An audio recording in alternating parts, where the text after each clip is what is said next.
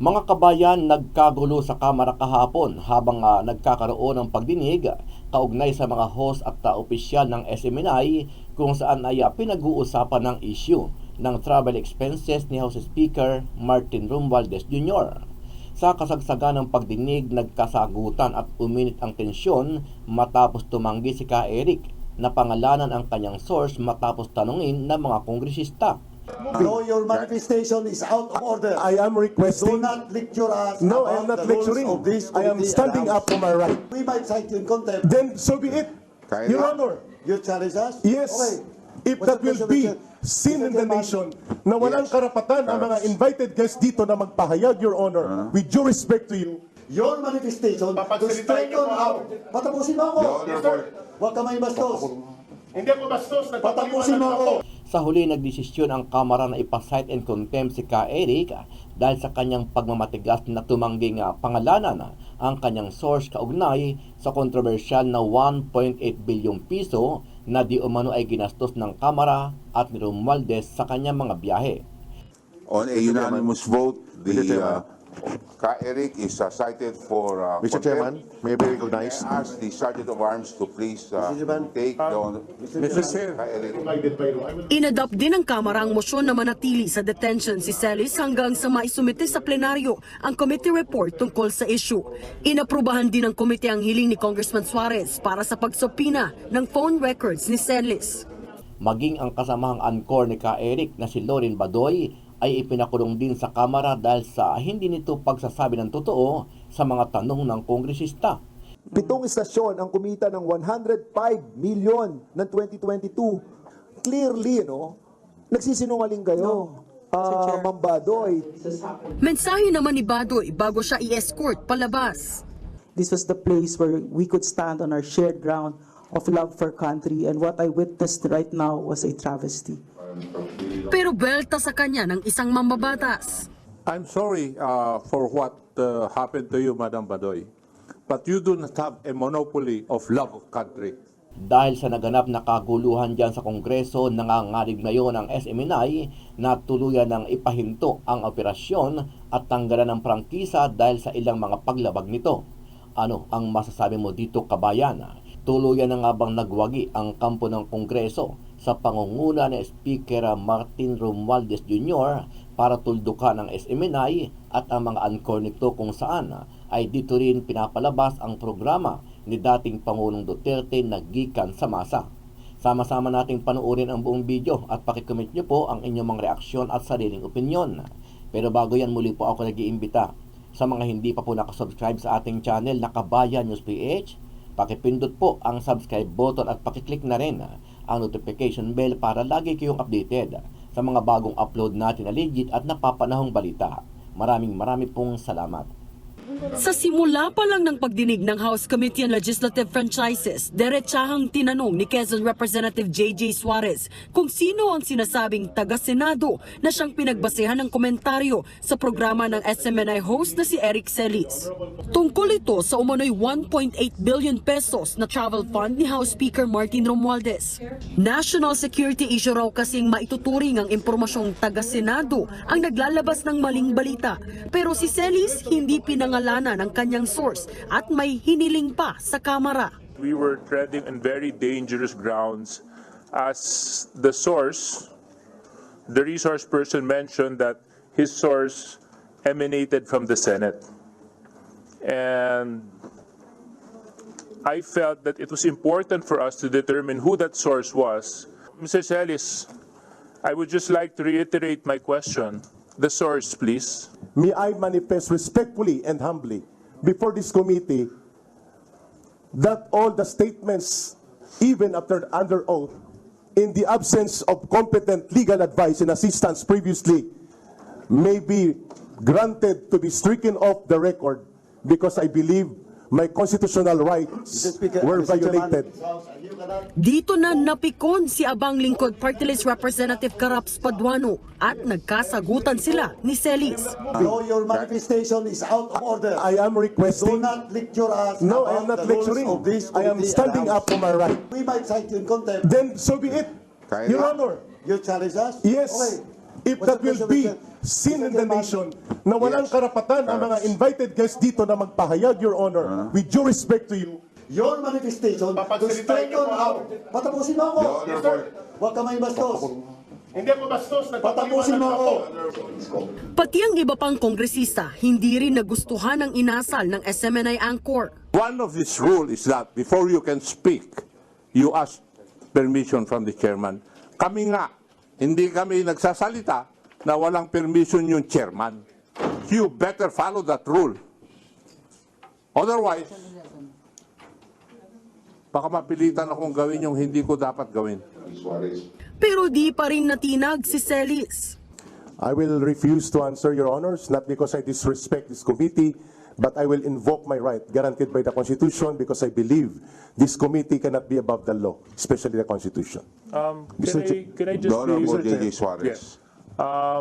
What right is that you are invoking, Mr. Celis? The Bill of Rights. The Bill of Rights guarantees me for the guarantee of due process, and even the SOTO law, and even the House rules. Kayo ba'y accredited journalist? Hindi nyo po pwede i-cite ang SOTO law. Inirekomenda naman ni Congressman Toby Chanco na magkaroon ng closed-door session pero ayaw pa rin ni Celis dahil sa pagmamatigas niya, ipinakontempt na siya. On a unanimous vote, the Ka-Eric is cited for Mr. Chairman, may I be recognized? I ask the Sergeant of Arms to please Chairman. take the Ka-Eric.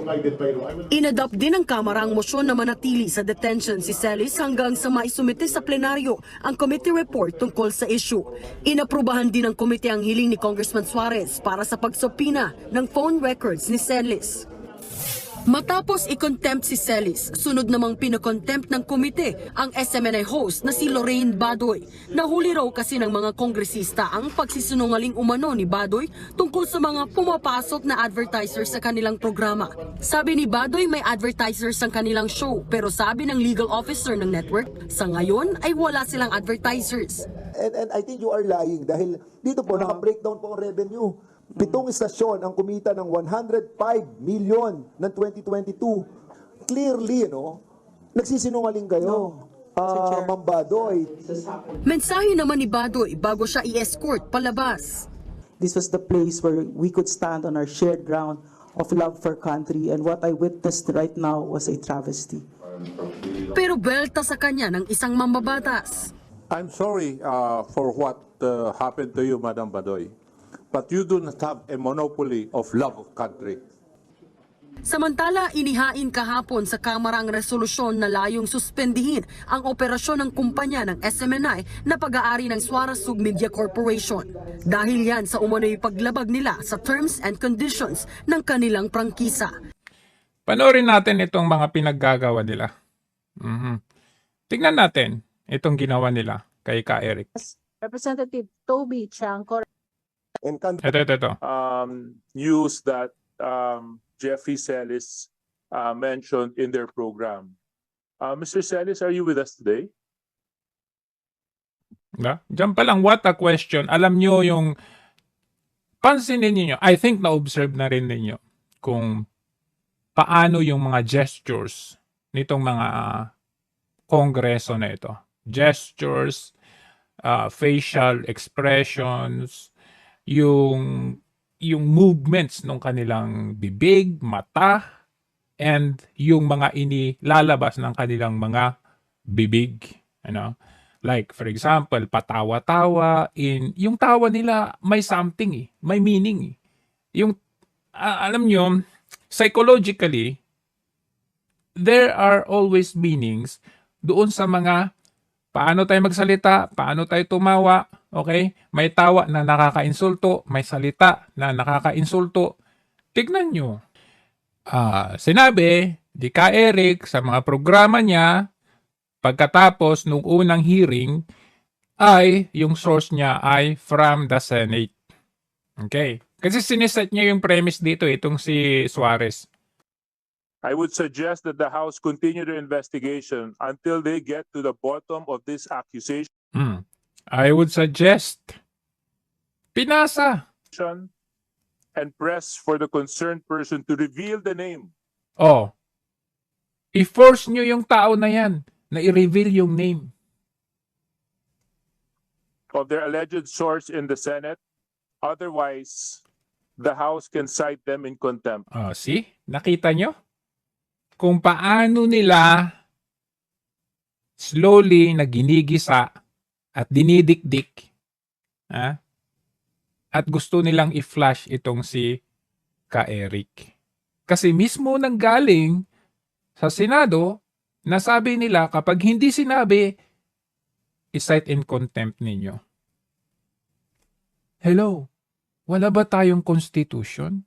Wala ba tayong batas?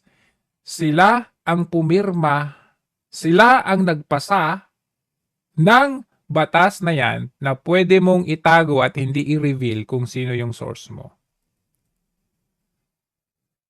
If they can prove it, it's an employee of the Senate, then we will initiate disciplinary action on those involved.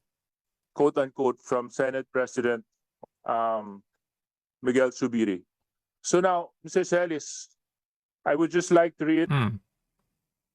Sinet niya yung premise dahil gusto nila i-contempt si Ka-Eric. Isa lang naman ang hahantungan niyan Kung hindi sasagutin ni Eric yung tanong kung sino yung source, contempt na yan. Wala nang ibang patutunguhan yan kundi contempt. Kaya, pakinggan natin kung paano nila pinagtulungan itong si Eric.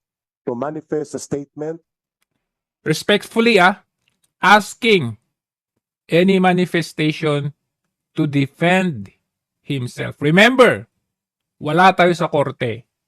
Of clarification before I proceed to answer the question of Honorable Congressman J.G. Suarez, because I believe that the statement that I am going to make as an opening premise to the answer that I should be giving to the Honorable Congressman will settle everything and clarify before the nation a very important statement that I want to make. Mr. Chairman, may I be allowed, please? Can I proceed, Mr. Chairman? Yes, you may. Okay. Yung chairman, inalaw niya yung kahilingan ni Ka-Eric. Etong mga iba, okay? Kasi nakikita mo yung ginagawa nilang yung bully. Eto, pinayagan niya. So kung pinayagan mo as a chairman, then the others should respect kung ano yung decision nito. Huwag nilang diktahan yung chairman. Tignan nyo kung paano hinarang yung pagsalita ni Ka-Eric. Inalaw na tignan natin. Mr. Chairman. Ayan na. Mr. Chairman. Yes, Honorable ako. Meron pong katanungan si Honorable Suarez, di po ba? Opo. Hindi ba dapat sagutin lang ng resource person or... Inalaw na nga ng chairperson. Inalaw ng chairman ninyo on that particular hearing. So, hindi ba pambabastos? Pinapay. Kaya ka pinakinggan, kung akop. Kasi, para Para hindi siya mapahiya. Kasi pinahiya mo na siya Yun yung decision ng chairperson to allow Ka-Eric. Witness, yung katanungan muna. Okay. Bago siya mag-explain. Okay. And it is my right to state before this committee and the August Chamber of Congress that this committee is not above the law. No one in government is above the law. Tama naman. We are a government of laws. Mm. I am protected under the SOTO law. I have the constitutional right. Mm. I request Binanggit niya yung SOTO law, per record that I may be given competent advice and assistance of a legal counsel, and such right is guaranteed by the Constitution. And such right is also stipulated clearly in Section 12 of the Governing House Rules pertaining to committee hearing and conduct of investigation. And even if I am not in a court trial, the right to seek out counsel advice and assistance from a counsel is a part of principle of due process, a principle guaranteed by the Constitution. Before I answer any further question, may I manifest respectfully and humbly before this committee that all the statements, even after under oath, in the absence of competent legal advice and assistance previously. Wala kasi siyang abogado doon sa first na hearing. Ngayon, he is seeking his constitutional right to choose and to have a legal counsel. May be granted to be stricken off the record because I believe my constitutional rights were Mr. Chairman, violated. point of order. Kita nyo? Ano? Ibang congressman naman, pinagtutulungan eh.